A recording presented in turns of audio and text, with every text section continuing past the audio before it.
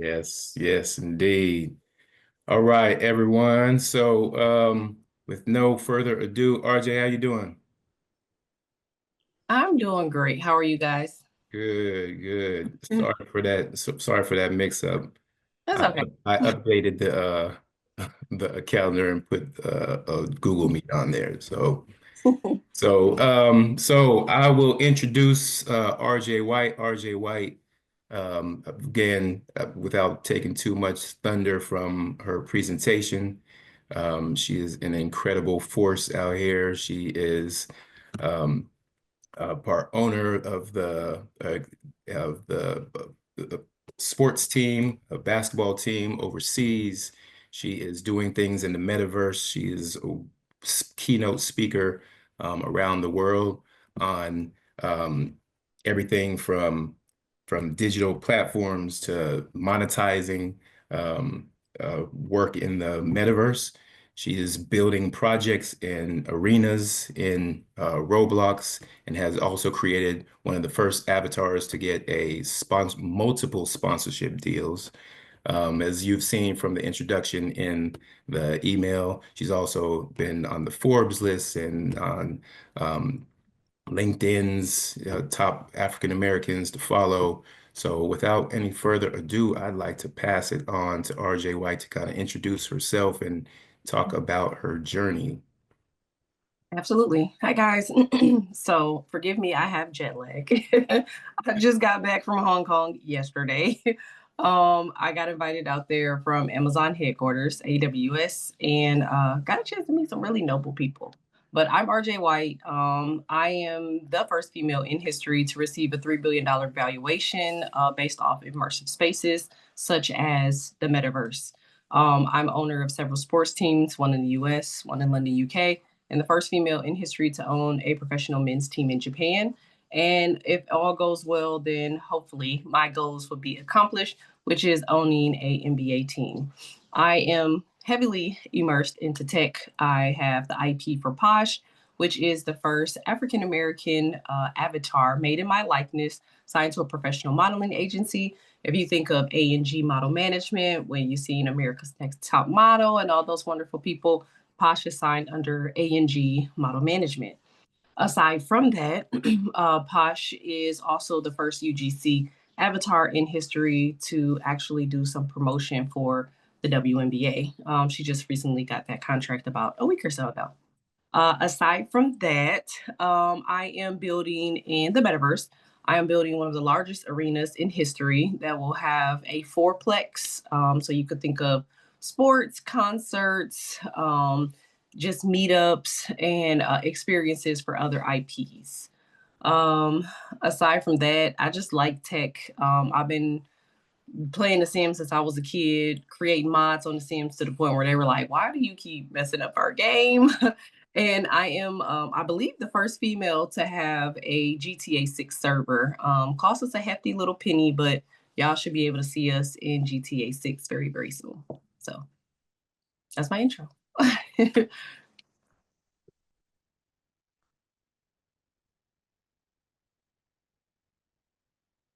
Oop, can you hear me? Yes. Okay. All right. All right. So that's pretty much it for me. We're building. That's what I can say. And we're just trying to make history as we do it. And they say you have to love what you do. So that's where I am. Nice. So So RJ, how did you get interested in the metaverse and immersive technologies and platforms in the first place? Like, how did you go from sports to where you are now? so man, I was one of the first people in 2017 to do a meet and greet. We did it actually with Microsoft VR Social. If y'all remember them, I might be revealing my age, but VR Social was like the first program under Microsoft VR. And before then, I had to be at least 15, 16 years old. I had my own company at 16. I became a millionaire. I always talk about that. I fell asleep and woke up a millionaire as at 16 years old, developing and receiving a contract in my sleep for the military to help families leverage like their finances when they got deployed. So I just was always like, I always had, free time. I had, my own company. So I was like, okay, you know what? I just like tech. Like my free time was literally playing The Sims. Like, and I just kind of like cracked the code for The Sims like within like the first week, to the point where the developers, like, because IP addresses, as much as we try to say that they're hidden, they're really not that hidden. And they're even more visible now that technology is getting more, better, I guess you could say. And so they started emailing me and reaching out to me like, you put one more Gucci flip flop on your sim character and watch what happens, okay? And so I've been that way since I was 15. As I got my basketball teams, I said to myself, like, okay, you got to be more innovative. It's so easy to just get on the court. Not easy, but it's so, it's such an experience to see a player get on the court and let that just kind of be it. So once the game is over, it's like, how do you create that relationship with your fan base after your season is over? And so I thought to myself, like, what if we got more into like the virtual space so we can kind of keep these relationships going long after, our season is over? And that's when I got the idea to digitize all 12 of my players. But I said to myself, before I could digitize them, I have to see how it works for myself, in which that's why I created Posh in my likeness, so that way I could figure out how to properly, work an avatar, see if anybody even cares about avatars, and where are avatars, where should they be, and what do people and how do people interact with them. I didn't think that Posh would get that big. She ended up making like close to $400,000 before her 30 days was even like before she was even created for 30 days. And she's at about 48 brands. I think the last time we talked, she was at like 37. And so, she's just growing like wildfire. But again, it was really more of one of those test runs to see how I could do this with my team before I could, just jump in 100%. But I'm glad I did. I found a lot of good information, and I have realized that avatars are very much supported in Gen Y and Gen Z. Amazing, amazing. Can you talk a little bit about your nonprofit and how that's relating to uh the avatars and more specifically Roblox? I think a lot of people are interested in what you're doing in Roblox and some of the innovative things that you are thinking about when it comes to monetization, that Absolutely. platform. So I have TechShe, which is, Tech Female Innovatives. And TechShe is basically a nonprofit organization devoted to help girls get into tech. Now, boys can join too, but I've noticed that, as being around the WNBA, that girls kind of just they just kind of like stop being athletic and stop having the interest in sports after a while. Usually around between the ages of like 14 and 16, they just decide that, you know what, I don't like sports anymore. I want to find something else to do. And almost always, someone should be there to either second guess that decision or to create a caveat for whatever it is that they substitute the sports for. And so I thought to myself, I said, okay, so how can you get, girls, anybody, our generation, kids interested in tech? And I learned that even from, me being a teenager, I'm sure my father has a lot of stories about my attitude back then, but I learned you gotta meet kids where they're at, and like Roblox is where they're at. Roblox has about 88.9 million active users every day. I have teenagers. My teenagers are in Roblox every day. And so I said to myself, I'm like, okay, so how can I get them interested and create a career for them in the process of them being interested? My daughter right now, she's about to be 17 and she's already creating like the best way to be a developer in Roblox. And it ain't just because I'm her mother, it's because she's on Roblox literally every single day. And she's found different hacks and ways and mods to create, her way and her experience within the game. And so as I created TechShe, I said to myself, like, we're going to build a curriculum or a course to actually teach these kids, how to make money being a developer. One of my developers that I hire right now, she is 17 and she makes close to $400 an hour with helping us build out some of the programs that we're doing and developing right now in Roblox. So if you could think of these kids being able to not eat noodles in college, as most of us did, I'm in Harvard right now trying to avoid noodles. Okay. And so to give them the opportunity to be able to do something different and create a career out of it, I think it'll be just phenomenal. So I created TechShe, already partnered with Microsoft and already partner futuristically in contract and conversation with AWS and a few other, major computer networks and service companies. So that way we can just keep growing this thing, man. Like the goal will be for kids to just log on to my course and take this literal 12-week course. And from that course, they'll be able to literally go over and create their own experiences or help developers with their experiences. Can you send us that link or website? Yeah, it's so Okay. I'm in shadow mode right now. I just got back from Hong Kong, so I was on them the whole time I was on the plane to bring us out of shadow mode. We should be out of shadow mode hopefully within like the end of this week, no later than next. I'm a perfectionist. Sorry, y'all. I was like, I need to test it 3 times first before you release anything. I was that way with Posh too. Like, I didn't let Posh get released because my eye color and her eye color were not the same. So, okay.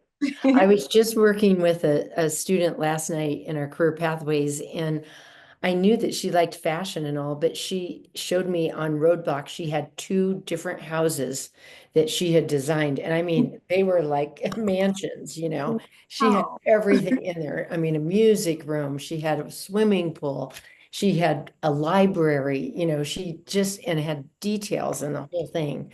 Because I'm, trying to talk to her about her interests for an internship. And I think she could really take this thing somewhere with an interior decorator, that because it's not like SketchUp or something. It seems like it's just more accessible. And I didn't know you could do that on Roadblocks. I didn't know that. Roblox and Fortnite. There's so many companies that are like just popping up and like growing like wildfire. You have Spectacle, you got Fortnite, you have Roblox, like you got Meta Horizon. Like we just got one of the second, I think, largest contracts to build on their platform. We're building like VR experiences now. So it's one of those things where it's like, if you find your niche, like go with it. Like we used to work with a company in the past in Finland, and they were the creators of the great Biggie Smalls, late Biggie Smalls, with doing his hieroglyphics and, building out him as an avatar futuristically to go into Fortnite. And so it's just one of those things. It's like, and all of that started from them doing interior design. So I definitely that's say cool. it's motivation. And you never know where you get your spark from. Like I said, mine originally came from me trying to get, my guys into the space because I already knew what that would look like. But I said I had to try it myself first, and I'm glad I did. Wait, I'm really, yeah. Oh, sorry, Frank. Go ahead. No, I just thank you. This is really such great stuff. And I also can relate to the girls basketball. We have basketball leagues for middle to high school kids, and we're losing those girls at about the age that you said. And it's just, we're trying to figure out another thing to get them into other than just on their screen all the time, so to be It's like, creating more, so I really can't wait to see your website. thank you. Well, it should be there soon. I'm working. I'm like, I was yelling the whole time I was on the plane. I know they mad at me, but I'll call them today like nothing ever happened. Toxic. But what were you saying? I'm sorry. We'll be happy. We'll pass that along to everybody if you want to share it afterwards too. But when you said Biggie Smalls hieroglyphics and avatar it, wait, what is that? I know this is an aside to this, but I just need a little bit more on that. What is that? So they do you remember the guy that played Biggie Smalls in Notorious? They actually put like different they put like a suit on him and created like the whole outline of his body. I'll send you the link for it, but they created like the whole outline for his body for him to like dap up with his virtual self. So he go from being, the guy that plays Notorious Big to him going into the metaverse being actual Notorious Big. So that was a project that we were also working on in the past with getting him into like a concert. His estate now is being transferred again because at that time I think they were dealing with like legal issues between his mom and his estate. And then now his mom fully got rights of his estate, and unfortunately she's passed. So it's like, now we have to kind of like start the whole thing like all over again. But we probably most likely will end up being few that will have the ability to use the IP for him within those spaces. And RJ, I'm gonna let you humble brag about something that you've told us on the side. Can you tell us about how Posh your avatar was made and who made that? Oh yeah. Xander Smith. He's the person that made my avatar. Posh, if you could think of movies like Avatar, Black Panther, man, Ant Bully, the movie Wicked, Xander Sims is the actual 3D creator and designer behind all of those wonderful movies in which that we love to watch. Anything that you could think of that's 3D animated on a high level for Marvel, he's created. So he's the person that made Posh for me. And I was like fangirling. Okay. I was like, I don't fangirl at all, but okay, but you made Black Panther, and I'm excited that you're able to make my avatar for me. And they got her on point. I have a whole sleeve that goes from the top of my shoulder to the bottom of my hand. And they got every piece of it for every detail. They got my eye color. I got a nose ring. They got my nose ring. So they did an immaculate job with like creating my avatar. Now, do I suggest people to spend the type of money that I spent on Posh? Absolutely not. But there are metahumans that you can create. Again, another part of our tech sheet program is to actually do, we have pool methods that we can show students how to do to create an actual metahuman as close as to themselves as possible, and code it and put everything together in Blender to drop that same avatar in Fortnite. Eventually, we'll have the ability for you to run around as yourself in Fortnite as our own separate server. But we've been working really hard with them to just try to figure out like what all of that looks like, the capacity. But our biggest thing was concerts. We just got the final approval for both, well, actually all three platforms to do concerts in there. And we got some really notable people that are supposed to perform. So I'm looking forward to that part of it too. That's a good segue. Concerts and kind of the digital twins that you've been telling us about. Can you tell us more about the stadium and its corresponding version in Roblox?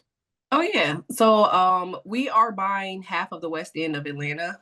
Every time I say that, people are like, what? So we are buying most of the west end in Atlanta. If you ever been to Atlanta, you've been to West End Mall, you know that it needs some love and care. Okay. And so we have been talking to a few developers to actually take up half of that space.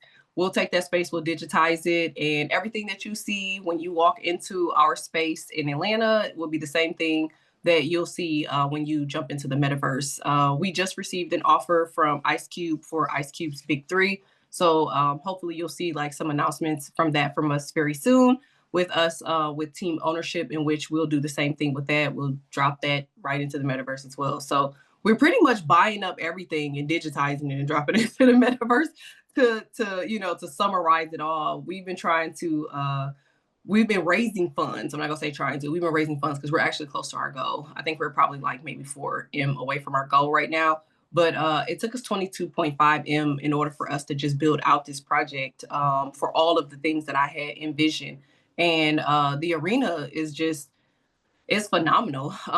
You would think of it as, a business, but I also think of it as like a space where kids can kind of go to. Because one thing about Roblox is people get on there and after some time they get bored and they just immediately want to log off. And so we wanted to create a space where kids can, if they log off of this area of it, then they can just venture off and go over here to this area of it.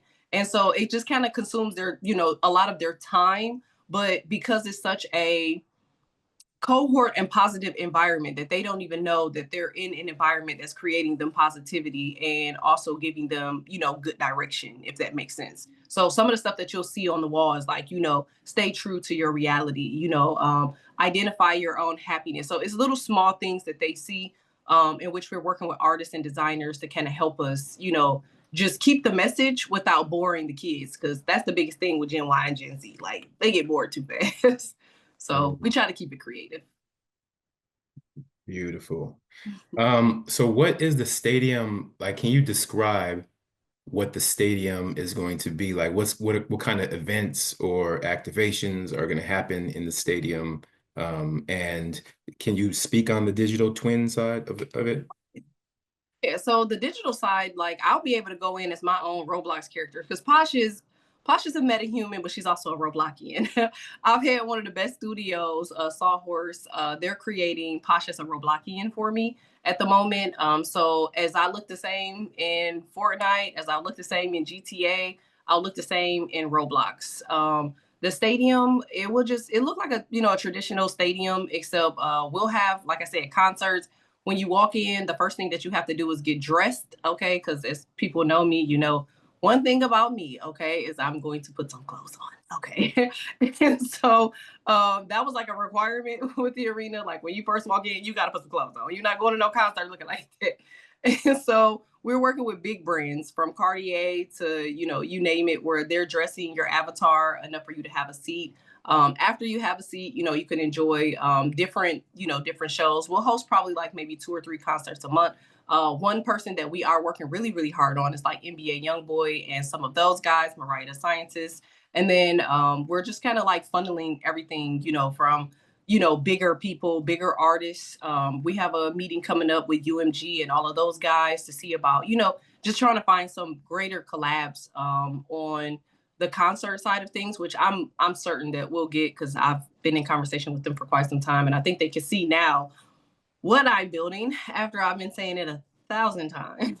But, sometimes you have to just keep, showing people so they can understand what it is, if that makes sense. Another thing that you'll see is sports. You'll be able to literally go in there and play one-on-one. Like I play online all the time with my son, and he get mad every time that I win. And I just taunt him around the house every day that I won, or that I shot a 3 and closed out and quit the game, because I wanted to prove that I can hoop just as great as him. Okay. And he hates it, but it does create, that competitive energy and that competitive spirit. So we will have, like that competition and tournament type of feel. And then aside from that, we got like a hangout location. If you've ever played Roblox, you'll know that they got baddies on Roblox. So we'll have like like this contender type of thing for friends for like skateboarding and a few other things. So we got a nice little a nice few things that we're doing to keep the kids interested, and teenagers too. I have a few more questions, but I'd like to open it up to everyone else now. We can just kind of, raise your hand or come off mute and ask RJ some questions. Yeah, I have a question. RJ, really, really lovely to hear all of this story, and I really appreciate the way you're framing it. Can you tell us, like, when you were a teenager, how do you feel like you entered into this world? Like, what was the thing that got you connected to what you're doing now? Like, as a young person, what was that spark for you? Well, if you ask my father will tell you. Since I was like 5, I said I wanted to own an NBA team. In fact, I made this man late for work so many times before he walked out of the door, and let him know, like, hey, by the way, I'm going to be a millionaire. And by the way, I'm going to own an NBA team. Like, he's literally almost lost his job because every morning, I don't know why I felt the need. And I don't know why he felt the need to always stop and have the conversation with me, because me being an adult right now, and it sounds bad, me being an adult right now, if my kids kept stopping me every morning, I'd be like, look, okay, you're going to get me fired. I got to go to work. Okay. But every morning, every day that I could catch him, he would literally sit there and hear me go on a tirade for at least 5 to 10 minutes, regardless of the fact that he had to go to work or punch in, and hear me talk about how I wanted to own a sports team, an NBA team. Back then, I'm not going to keep revealing my age, but do you remember the Macintosh computers with the big backs? We had a keyboard, and we had the Macintosh computer, but I think something had happened to it, but we still had the keyboard. I learned how to type, which I type right now, I think somewhere close to like 105 words per minute or something like that. But I learned to type, just from that keyboard. This is me at like 5 or 6 years old. I used to watch BTS all the time. And in the process of me watching BTS, I've always said, and I still say until today, that it's just not enough. Behind the scenes footage should be exactly that. In order to become more personable with people, fans, experiences, and I'm saying this as a pro men's team owner, people have to see more of your player. Like, they have to know more. It's like, we all know LeBron. Okay, cool. But the best thing about LeBron is that he puts his life out there and he puts it on camera. You can see how he interacts with his kids. You see how he interacts with life for the things that he allows you to see, but he allows you to see more than most. And so with that being said, I realized the value of that at a young age. And I jumped off immediately into like the Sims where I can create, I guess you could say, my own character, my own experiences. As I learned how to dress my avatar, because that was my biggest pet peeve. I was like, oh God, the clothes are horrible. I was like, I'm gonna find some mods or find ways. So I literally searched. This is when you have to download files. And I would have to literally download a file, break the file down, code the file to put the actual item or garment on my avatar. So I think I might still keep revealing my age here. But after that, I just said to myself, I said, okay, now that you understand the Sims, I kind of dropped it for a little while until I decided that I was in finance. Like I said, I fell asleep. I woke up, a millionaire. And despite how much money I had, despite what I was doing, I didn't like it. And people always tell me, they're like, well, it was making you money. You should have continued to do it. And I'm like, you are not supposed to do things that you don't like. Like energy is a real thing, and the more you're miserable doing what you don't like is the more energy that's going to drain from you because you're doing something you don't like.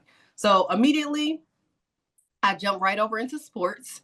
And I said, like, okay, well, I miss it. It was like, if I can't do sports, I don't want to do pretty much anything. And so I had an unfortunate event of my grandmother passing. She left me a little bit of her, money, or what would you say? And I already had money, what you say? And I took cash and I just bought a team. Like I did my research. I tried to figure out, what leagues work for me. And we came across the ABA and, having a conversation with them. The teams were of a value that we had for, the money that we had. And I was like, forget it. Like, I'm just jump in. And so I ended up buying the team. And I didn't think that it would grow as quickly as it did, to be honest. Like the other funny thing is that I bought my team and I forgot everything but marketing. I was like, you know what? This team is going to be amazing. Our jerseys look awesome. We got our home gym. Everything looks great. It's like, girl, you didn't market to not one person. We had one guy in the stands, and I think it's because he was lost and in the wrong area. And he was just sitting there looking like, what is this? Like, oh, a basketball game. And he stayed until like the end. We won. But it taught me then to get more into marketing. And that's when I learned guerrilla marketing. And while learning guerrilla marketing, one thing you do know is about digital software, digital marketing. And so it put me back into a place of saying, wow, like now that you're in digital marketing, you're dealing now with digital services. And now you're dealing with Instagram, Facebook, Twitter at the time frame. And so as I started to learn the frames and the platforms for that, I said to myself, like, how can you use these for leverage? And so after I, started doing that, I immediately thought VR. And that's what made me originally go to Microsoft VR for VR social. And then it just kind of grew from like wildfire from there. Like, okay, we already did our meet and greet. People want to see more of us. How can we give them more? And so it took me like at least 3 years to build Posh. And so we're in that phase now of after we realize that this is a commodity and things that people want, to now say, okay, now we can hit the ground running with our players as well. And my goal still until today is to own an NBA team. And those conversations are being had. I appreciate it. Thank you very much. No worries. Any other questions?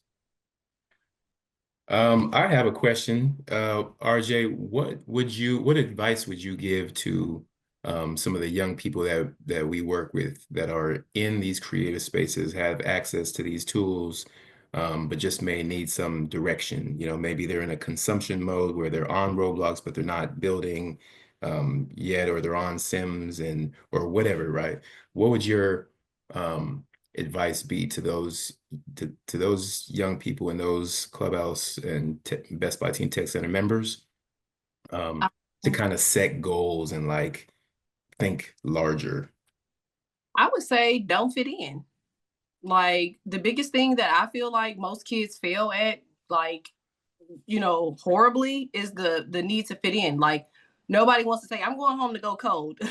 Nobody's gonna say, oh, I'm going home to go build on Roblox. If anything, they're trying to fit into what they feel like is the hype of the things that's going on around them. And it's like, the sooner you realize that the environment that you're in is only an illusion of what people feel like that they need to be in order to fit in, you'll realize that you have something original, which is a talent, a skill. And while other people will still try to fit in, your skill will get you in rooms that you probably never would have thought you made it to. I would say for myself, I've been to 81 countries because of my skill and because of my knowledge. And I never one time wanted to fit in. Never have I tried to fit in. You could call me a popular loner, a popular nerd, I guess you could say. But at the end of the day, I could post one picture and it either go viral, or I could post a sports bra and it can sell out all the way up until today from Nike. So I think it's just one of those things where it's just create your lane, do as you so please respectfully. And if it's on your right brain to do it, follow it, opposed to listening to what someone else has to say about your goals and your dreams. Because everybody gonna tell you you're a naysayer. I mean, me being a woman in sports, I don't know how many times I heard like, you really want to own a men's sports team? I'm like, yeah, and I just got a championship too, and I just got a team in Shibuya. So at the end of the day, it's about dominating a space that you know that you want, because the love for what you do will prevail for all. So motivation. Excellent. Wait, did I send you a text message of Posh or the video for Posh?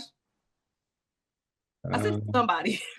It may have been, let me see who I sent it to. I want to try to screen share, but You're a co-host, so you should be able to let me see. I share. gotta find a creative way to do this here.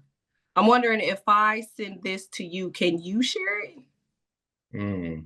Let's see. You want to show off Posh? Oh, Fran, you can answer a question. Ask a question while we're figuring this out.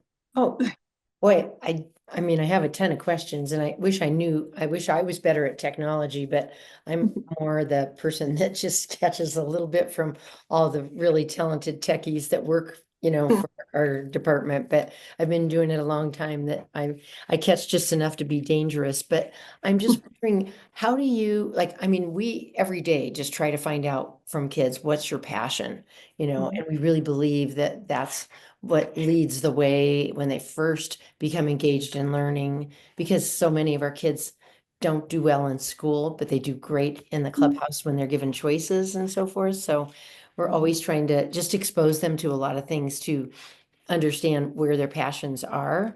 So I guess just wondering, for you, you had sports going on kind of in your family, is that right? And you were exposed to Oh no, I'm the person that I'm like trying to create nepo babies. I know it sounds crazy, but like my dad, he worked for General Motors. He went to a school for gifted kids, the Detroit Art Institute for Gifted Children.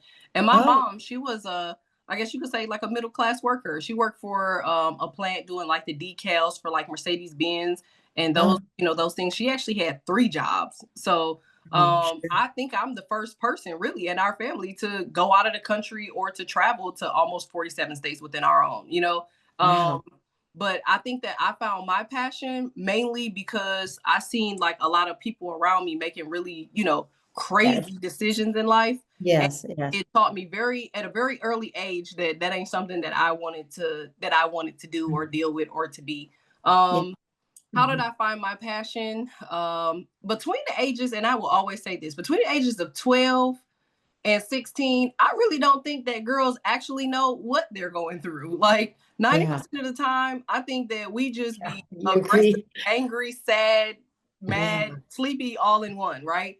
And Yeah. so I have a tendency, or maybe it's a gift. I did the activation for all of the Chicago Sky Camps for Nike. And I think every one of those little girls still follow me on Instagram until today. And a lot of that came from me just having a genuine conversation with them. It's Right. like, like if I see them doing certain things, I'd be like, why are you doing that? Well, you go over there and find something else to do. Or, Right. get off your phone, put your phone down and go actually apply yourself. Or, give me at least, 12, 15 points something. And then you could go back and get your phone, stuff like that. Yes. I think it's just that mentorship side, where you just need, Yeah. sometimes that person that believe in you. Absolutely. Yeah. You. So Yeah. that's what I It's was. really true. So did you just find that at a clubhouse somewhere? Or My mom will say I found it at my house because I used oh, to always have all the neighborhood kids at my house, either feeding them, doing their hair, okay, yeah, or just watching someone's children. you were just the ringleader, right? Yeah, I was always like that community, like, cousin, I Yeah, guess you could say. And so right. I've always had like a knack. At one point I had wanted to own the community center. I ended up getting outbidded for the building, but community has always like been my thing, if that makes sense. And that's because Oh I yeah, watched so many people throw their lives away. I've seen so many people unalived in my journey, where it's like, unnecessary crime, unnecessary uh-huh. decisions. Even as a myself as a teen parent at one point, like, it's like unnecessary, interactions that you don't need to really to be partaking in if you are a kid. Like, go find ways to be a child and kind of like, just Yeah, do what you like to do without the pressures of having to deal with like the police and life and government and all type of yeah, other things, like, and because right now it's a free, you have like a free zone, like you could do what you so please. It's just about the choices that you make. So yeah. I just try to preach to girls now that you don't have to do anything. You literally can just make the world your oyster. Me getting into Harvard and testing into Harvard was like a wow moment for me because Oh it my took me goodness. it took me so long to figure out, like, it was like, wait, oh, when they reached out to me, I was like, so I have the ability to take the test to go to Harvard? And they were like, yeah, like if you can take the test tomorrow, like we'll see if you test in. If you test in, like, you're in. And so And I so you're doing that right now? You're in Harvard right yeah, now? I'm in Oh, Harvard right now for did you have cybersecurity. college before that? Did you already do I did, college? but What did you do? I was a teen mom. So like I've always put my children like first before everything. So like I was taking college courses, but I was taking them like intermittently to make sure Sure. that, my kids Yeah. had their mom at 100%. And so I kind of put a lot of my stuff like on the back burner. And I ended up getting my associates in computer science. And then I went back and got, my degree in computer information systems. And I was like, you know what? When my kids get older, I'm just gonna go back to school. But Harvard ended Yeah. up reaching out to me. Columbia Business Harvard? Yeah, Columbia Yeah. Business School just gave me a full scholarship for $128,000. So I'll be going to Columbia once I finish Harvard, if my professor decides to stop sending me into different courses that I'm not asking to enroll in. Yeah. But he does feel like, he's like, well, I think this would be a good course for you. I'm like, I don't need any more courses. That would be great for me. I need to go to sleep is what I need to do. Can I ask you a question? Sure. What are you studying at Harvard? Right now I'm in Right now I'm in cybersecurity 3, and I'm doing it more under like a cert right now because I don't have the time, honestly, to like devote to it a full time. But I do have the ability to go back to women's leadership, in which I'll have a degree in business admin with the focus on women's leadership or building a leadership team. Yes. RJ, I have another question. Sure. What do you think is the future of mixed reality? What are some of your thoughts on that? I feel like it is the future. I feel like if it would have got here before the pandemic would have got here, it would have stayed here. I feel like we were only in the middle phase of mixed reality once the pandemic hit. So a lot of people tried to jump on the wave and not really know and understand what to do in the process. I think we already see the strength of mixed reality because they just put $500 billion into AI. So anytime you see something like that happen, you know that it's going to be around for a while, or it's only the evolution. I literally was just in China. In the process of me being in China, everything was DeepSeek. And so when you start to think about Chat GPT, you start to think about how DeepSeek just literally just took over, despite the fact that Chat has been around for years. And they swooped in, no marketing, no no notification, do not pass. Portion of a budget. Yeah, like they didn't send out a flyer or nothing. They just like, you know what, we taking everything, appreciate it. And it's all over China. Like AI it's becoming like a big thing.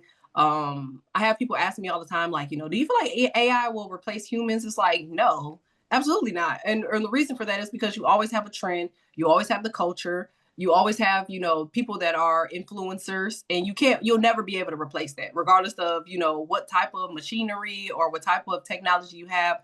People will always follow their favorite athlete. They're going to follow their favorite actor, actress. their favorite singer, whatever it is, but AI won't be able to always, replace those things. So I feel like mixed reality is only getting bigger. And I feel like it'll be even greater by 2030. Hence, Roblox just releasing their case study that they'll be valued at $20.6 trillion. So, I mean, in order for them to come up with those type of numbers, they got to already know, where things are headed. I mean, they are the leaders in that space. So, yeah, I feel like mixed reality is only getting greater. And I think it's time now for our kids to kind of understand that this is something that they need to learn because this is going to be their future jobs. Mm. Along those lines, can you describe a little bit about what we've been talking about on the side about like creating digital merch? Yeah. A lot of our kids in the clubhouses and tech centers all over, they're doing fashion design already. They're having digital sewing machines. They're coming up. They have the Cricuts. They have they're designing hats and shirts. So can you describe a little bit about the ideas we were talking about making real world fashion items and then digitizing them for Roblox and then selling them? Oh yeah. Fidgetals. I learned that in China. They're called phygital items, okay, which is digital and physical together. Phygital. I was like, oh, you guys have a name for it. That's amazing. And so I feel like that's the wave. I mean, if you look at guys like Walmart, Walmart is on Zipito, and they're doing all digital items. Like you could put something on your avatar in Zipito and have it shipped to your house the same day. Same thing with Roblox. I just bought a hoodie for Posh in Roblox in Elf World, and that same hoodie I just got my tracking number the other day. So I think digital items are going to be a very, very big thing because the best part about your avatar is that it's you, and what I want to wear that day, maybe I want to dress my avatar the same way. I feel like it's definitely a great career path for future fashion designers. I met several kids when I just went to, I got invited to the Super Bowl, and I met some of the kids from Xavier University, and one of the guys was a fashion designer, and he's making his own like digital brand, and then the physical brand. And I told him, I'm like, you don't even know what you're building. I'm like, I need you to just keep going with this because I'm telling you now, like that's the new era of brands. From the message that I sent you with Posh, if you see that, you'll see that the same outfit that is digitized on Posh is Caroline Willard. Caroline Willard is a big fashion designer. She basically made the whole outfit for me. We digitized that outfit. We put it on Posh. I walked the runway around. Caroline has had over 50 requests for that same garment to be recreated, and I'm sure she's probably fulfilling those, as we speak. And so I do feel like digital items are going to be a thing, as well as people having the ability for you to see what item that you want to wear before you wear it, which are called VR and virtual AR try-ons. That's kind of where your glasses space. Like I got they're around here somewhere. My son keeps taking them, but I got the Meta Ray-Ban glasses. And so, even for things like that, you'll be able to digitize those and then eventually see what they look like on your face and then have them mailed to your home, So I do feel like digital items are going to be a big thing. I like the fact of it because I don't like shopping all the time. Like I am 6'1.5 feet, 6'4" with heels. So I can't just walk into a store and just buy some pants. Okay. I literally would actually benefit from more digital items because I then can make sure that the size is appropriate for me. So I don't think people are understanding that they're feeling like a small gap, especially for like those ladies like myself, WNBAers, or just tall women. I guess we could call us Amazonians, that have the ability to just want to go shopping, but not go in there and try on 1,000 pair of pants, walk out empty handed, if that makes sense. So I do see that it's going to be a future for sure. And my digitizer, she's 17. And like I said, I pay her $400 an hour. So if it was 3 of her, all 3 of them would be paid. Wow. This is really great. I mean, we have some kids right now, we're doing a project phase, and they're working on some you know, really social issues like immigration and mental health, and they want to apply to teens. But part of it is going to be having the merch once we brand this thing. And then, you know, they haven't even thought about doing it digitally, neither had I. But that's really kind of a neat idea. And then just the avatar thing too. I just don't understand. Is this just all free? I mean, online, how do you know someone's not going to, you know, take your design that you just did? How do you protect that where there's not really trademark So, things anymore or whatever? well, you have stores like I have a store on Roblox. It's called 80s Baby. I spelled it a little bit different, but you know, so we eventually will start to drop like different lines of clothing under the 80s Baby clothing line. Oh, And okay. you would have to buy it under Roblox. You know, Roblox, Oh, okay. you would Okay. it's like $400 for like it's like 400 Roblox for like $5, somewhere around there. And then you have the cash out process. So after, you know, it's probably like 80 cents per item, somewhere around there. But after Oh, you get to oh so much, you can cash out, you know, how much ever is in. oh, okay. I wondered how that worked. That's Yeah, right. like we're our concerts are based out of Roblox. And so they were trying to figure out, they were like, okay, so if your concert, because we have a concert that's estimated to make anywhere between 52 and $103 million. And they were like, we ain't cashing that out. So you need to find you need to find another way on how you're gonna go about it. But you know, again, Ballin received a 3.174 billion evaluation based off of, you know, the different pieces and pillars that we created for, you know, not just the arena, but the other things that we have going on, like within, you know, the arena. So we had to separate ourselves from the Roblox, you know, currency, if that makes sense. And we're going more toward like, you know, crypto, you know, so you could kind of actually pay for your ticket through crypto. We're trying to partner with like, you know, different companies like Shiba Inu, someone like that, manifesting. Nice. Well, RJ, we really appreciated Brenda, did you have something? I had a question, but I also recognize we're at time. But do we have time for one more? I think we have time for one more. And Okay. just so you know, this is, well, I'll let him talk. He has kids that are really Robloxians. So Roblox. yeah, I was gonna ask. So I work closely with Jeff and Matt at TCN, and I'm also a parent of two kids who are on Roblox so much. And so I say that up front of I'm familiar with both ends of the piece of the spectrum that's here. And while I'm familiar and like blown away by everything you're talking about, I also recognize there are so many parents out there and adults that have no idea what is actually possible and capable and like what's doable within Roblox and these other kind of platforms.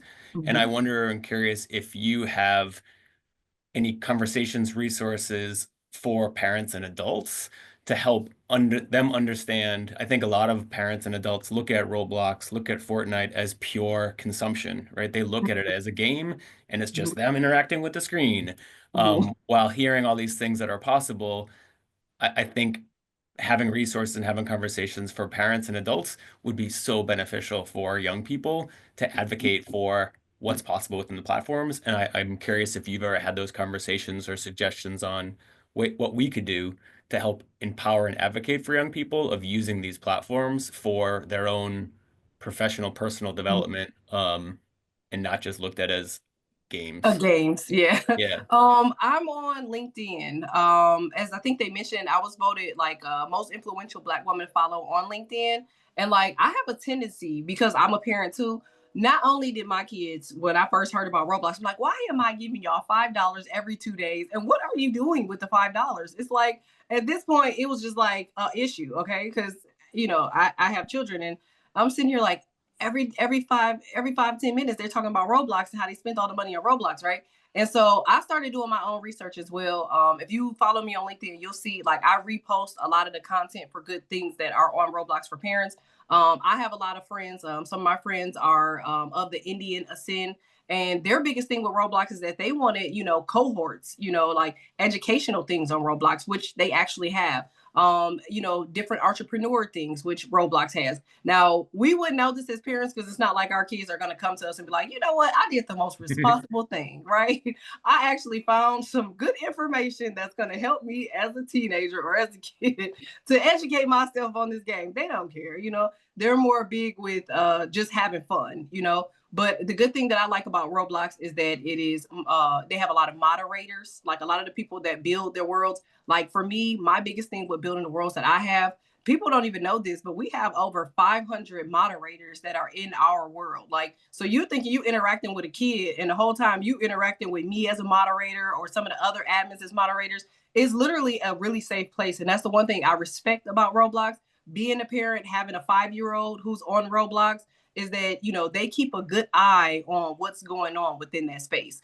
They create a lot of age barriers for a lot of people that for the things that they want to play. Like my 5-year-old get kicked out of games all the time. She jumped right into Dress to Impress and they kick her right on out. They're like, your age is not suitable for this particular game. She can't stand it, but I love it because every time I hear her come to me crying about something she can't play, it lets me know that Roblox is doing their job. So I guess to answer your question or to say the least, oh, you're welcome. To say the least, it will be just, figuring out what your kids are playing and whatever it is that they're playing, try to, when they're off of the game, piggyback off of what you see that they have an interest in. Like my daughter, she's really big with like hair and digital items. So what I sneakingly do, I'll tell her like, hey, do me a favor, go on my account and go dress posh for me. She don't know what I'm doing, but whole time when you go look at her items, she's created a store. She now wants to create her own clothing line. She wants to digitize the clothing line. All of that came from, a small spark of seeing where her interest was